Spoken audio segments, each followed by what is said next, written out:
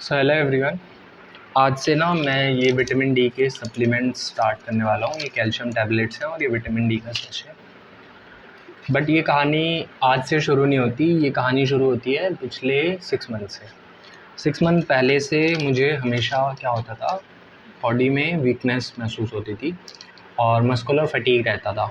तो मुझे ऐसा लगता था कि मैं रोज़ कॉलेज जाता हूँ, रोज़ 50 किलोमीटर टोटल ट्रैवल करता हूँ, तो इस वजह से फटीग हो जाता होगा, इसलिए मैं रोज़ थक जाता हूँ और सो जाता हूँ। मैं दिन में 10-10 घंटे सोता था, 10 to 12 आवर्स, ठीक है।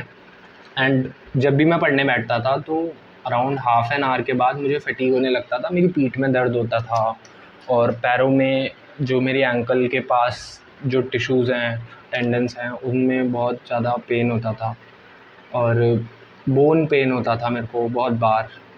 बट मैं पिछले 6 महीने से ये सारी चीज़ें इग्नोर कर रहा था।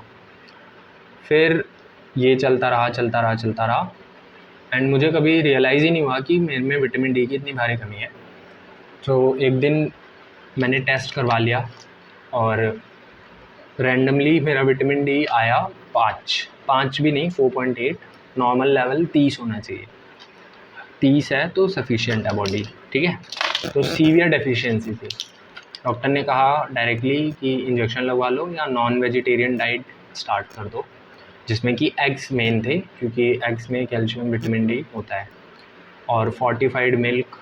और बोला कि नॉन वेज आपको खाना ही पड़ेगा, but since I am a ब्राह्मण एंड पंडित और प्योर वेजिटेरियन हूँ, तो मैं नहीं शुरू कर सकता था। सो अब मैं शुरू कर रहा हूँ ये सप्लीमेंट्स, और आज डेट है अराउंड 19 ऑफ मई।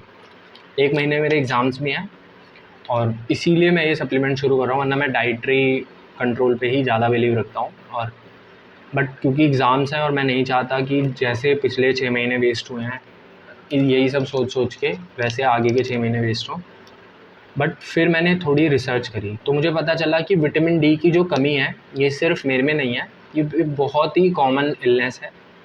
और इसका मेन कारण है हमारा इंडोर रूटीन्स, क्योंकि हम सन में एक्सपोज़र ही नहीं करते और हम निकलते भी ऐसे समय पे हैं जब सन में जो सनलाइट है वो इतनी ज़्यादा चुभती है हमें कि हम सनस्क्रीन लगा लेते हैं, या फिर हम कोई ना कोई ऐसा तरीका ढूंढ लेते हैं कि सनलाइट डायरेक्टली हमारी स्किन पे ना पड़े, है ना। तो टैनिंग का डर, ये सारी चीज़ों की वजह से सन एक्सपोज़र बहुत ही कम है। तो विटामिन डी प्रिंसिपली बॉडी के अंदर उसी से होता है। और सेकंड थिंग कि जो हमारी डाइट है वो सही नहीं है, तो इस वजह से विटामिन डी की कमी बहुत बहुत कॉमन है। अराउंड अगर 100 में से 80 लोग ऐसा होगा जिनमें डेफिशिएंसी हो सकती है या इनसफिशिएंसी हो सकती है विटामिन डी की, अगर वो टेस्ट कराएं आज तो। सो इतना ज़्यादा प्रिवेलेंट है। पहले तो मुझे बहुत टेंशन हो गई थी क्योंकि सीवियरली डेफिशिएंट आया था, 4 आया था मेरा विटामिन डी, बट और मैंने 2 दिन फिर भी इग्नोर किया। बट आज से मैं ये सप्लीमेंट स्टार्ट कर रहा हूँ। सो ये तो मेरी आज की रिपोर्ट्स हैं। इसके बाद मैं 2 महीने बाद फिर से टेस्ट कराऊंगा और आपको बताऊंगा कि ये सप्लीमेंट लेने का कितना फ़ायदा है, क्योंकि मेरा चैनल ही इन्हीं सब चीज़ों पे बेस्ड है कि मैं अपने पर्सनल एक्सपीरियंस से जितनी भी चीज़ें मेडिसिन में सीख रहा हूँ वो मैं आपको भी सिखा दूँ, या फिर मैं अपने पर्सनल एक्सपीरियंस में जितनी भी चीज़ें ऐसी समझ रहा हूँ जो हमारे लिए बिल्कुल भी नहीं बनी है, कुछ ऐसी दवाइयाँ, कुछ ऐसे सप्लीमेंट जो हमारे लिए बने ही नहीं हैं, या तो वो मैं आपको बता दूँ। सो जो भी होगा 2 महीने बाद मैं फिर से एक वीडियो बनाऊँगा, फिर से एक टेस्ट करवाऊँगा विटामिन डी का, after taking all the supplement for 2 months regularly, और तब देखते हैं क्या लेवल्स आएंगे। वैसे तो अभी भी मेरे पैरों में दर्द हो रहा है, and since it's the first day तो मैं ऑलरेडी अपना दूध का ग्लास लेके बैठा हूँ और विटामिन डी जैसे ही दूध ठंडा होगा। बट हाँ, इसके यूज़ के लिए एक बात बताना चाहूँगा, अगर आप भी कभी ये सैशे लेके आओ ना तो इसे ठंडे दूध में लेना होता है।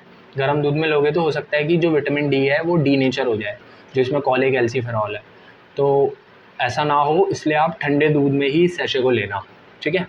तो मिलते हैं 2 महीने बाद। अगर इन सारे सप्लीमेंट से काम होता है तो ठीक है, वरना मैं कुछ और ट्रीटमेंट ऑप्शन कंसिडर करूँगा, ठीक है। सो मिलते हैं नेक्स्ट वीडियो में 2 महीने बाद। Bye bye.